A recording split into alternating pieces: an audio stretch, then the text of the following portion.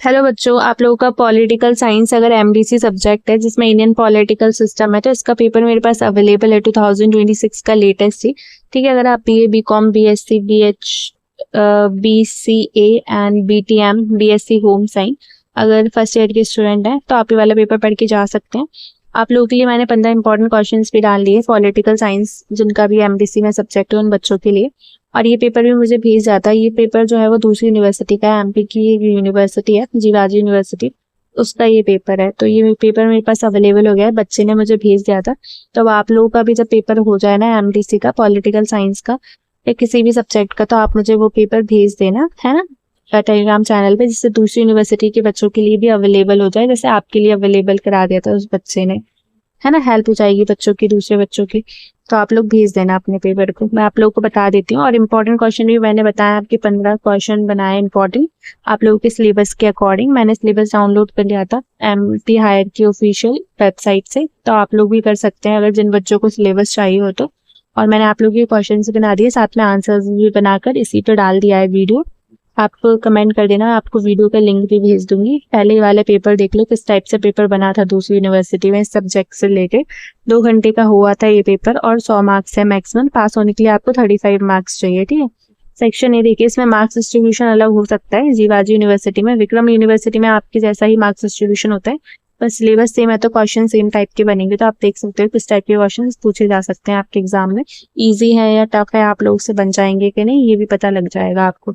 Right the amendments done by 42nd constitutional amendment act. अब आपको second third में भी पेपर्स की जरूरत होगी ना, तो आप लोग मेरे चैनल को सब्सक्राइब करके रखें जिससे आपको इजीली मिल जाए, है ना।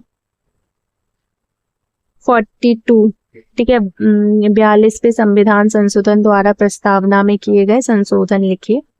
सेकंड जो क्वेश्चन है, right any 2 main features of Indian constitution. भारतीय संविधान की कोई 2 प्रमुख विशेषताएं लिखिए। थर्ड है, right 30 words on any one fundamental rights. किसी एक मौलिक अधिकार पर 30 शब्द लिखिए। फोर्थ है, explain any one directive principle of state policy.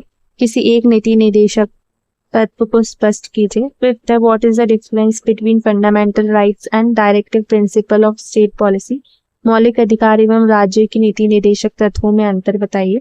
Sixth है, what are the main qualification of president. राष्ट्रपति के मुख्य योग्यताएं क्या है, ठीक है। फिर नेक्स्ट जो क्वेश्चन है वो है, write the election process of prime minister. प्रधानमंत्री के चयन की प्रक्रिया लिखिए। सेवेंथ क्वेश्चन है, write a short note on cabinet. मंत्री परिषद पर एक टिप्पणी लिखिए। नाइन्थ है, write the organisation supreme court. सर्वोच्च न्यायालय का संगठन लिखिए। टेंथ है, write a short note on collegium system. Collegium प्रणाली पर संक्षिप्त टिप्पणी लिखिए। नाइन्थ है, मतलब 11th है, व्हाट इज लिंग्विस्ट, भाषावाद क्या है। 12th है, write a short note on regionalism. क्षेत्रवाद पर एक संक्षिप्त टिप्पणी लिखिए। 12th है, what do you mean by casteist, जातिवाद से आप क्या समझते हैं। मैंने जो आपको इंपॉर्टेंट क्वेश्चन दिया ना उनमें ये सारे क्वेश्चन इंक्लूडेड है। 14 है, एक्सप्लेन कम्युनलिज्म, सांप्रदायिकतावाद क्या है का अर्थ बताइए। फिर 14 है, what are the aims of separatist group, ठीक है, पृथकतावादी समूह का उद्देश्य बताइए। फिर सेक्शन बी है जिसमें 4 क्वेश्चन करने हैं 10 मार्क्स के। पहला जो क्वेश्चन है, write a short notes on nature of Indian political system. भारतीय राजनीतिक व्यवस्था की प्रकृति पर एक संक्षिप्त निबंध लिखिए। और में जो क्वेश्चन है वो है, critically examine the preamble of Indian constitution. भारतीय संविधान की प्रस्तावना का आलोचनात्मक परीक्षण कीजिए। सेकंड जो क्वेश्चन है, explain the importance of state policy of directive principle. राज्य की नीति निर्देशक तत्वों का महत्व बताइए। और में जो क्वेश्चन है वो है, explain the election process of president. राष्ट्रपति के चयन की प्रक्रिया को स्पष्ट कीजिए। थर्ड है, discuss the relation between prime minister and cabinet. प्रधानमंत्री एवं मंत्री परिषद के संबंधों की विवेचना कीजिए। और में जो क्वेश्चन है वो, explain the powers of prime minister. प्रधानमंत्री की शक्तियां बताइए। फोर्थ है, what are the cause of origin of regionalism. Write your own views on its consequences. क्षेत्रवाद के उदय के क्या कारण है, इसके परिणाम पर अपने विचार लिखिए। और में जो क्वेश्चन है वो है, भारत में सांप्रदायिकतावाद के उदय को मुख्य कारण उदय के मुख्य कारण क्या है, इस नियंत्रण के उपाय बताइए।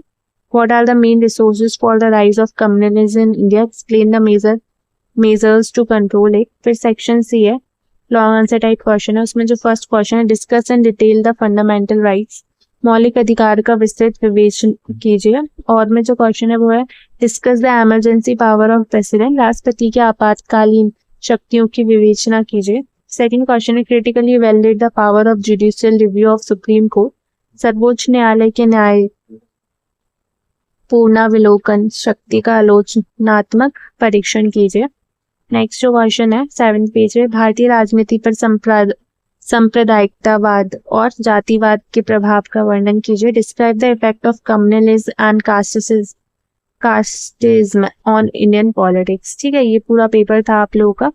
तो आपको अगर इस पेपर का पीडीएफ चाहिए तो आप पहले तो चैनल को सब्सक्राइब कर ले, फिर चैनल पे ही लिंक डाल रखा है 2 more लिंक करके, टेलीग्राम चैनल का ग्रुप मिल जाएगा आप लोगों को, फिर अपनी यूनिवर्सिटी का ग्रुप ज्वाइन कर लें और ऑफिशियल वाला ग्रुप भी ज्वाइन कर लें टेलीग्राम चैनल का। और वीडियो पसंद आए तो लाइक करें, चैनल को सब्सक्राइब करें। Thank you so much.